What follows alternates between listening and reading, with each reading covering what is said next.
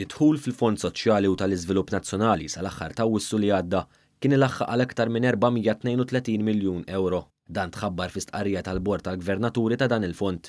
Il-Fond Soċjali u tal-Iżvilupp Nazzjonali huwa aġenzija tal-Gvern u twaqqaf biex jimministra 70% tal-kontribuzzjonijiet li tirċievi mill-programm taċ-ċittadinanza b'investiment.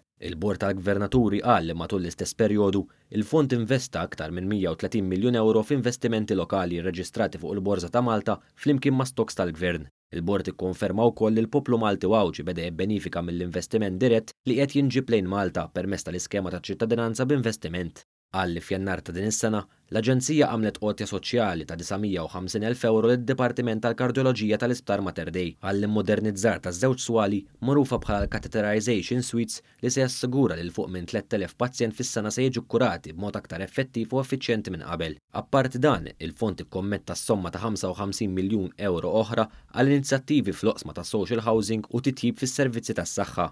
Żied jingħad li l-ammont ta' fondi li ma ġewx miġbuda s'issa mill-fond u dħul kollu li ġej mill-investimenti huma miżmuma f'kont tal-lieħ li għandu mal-Bank Ċentrali ta' Malta.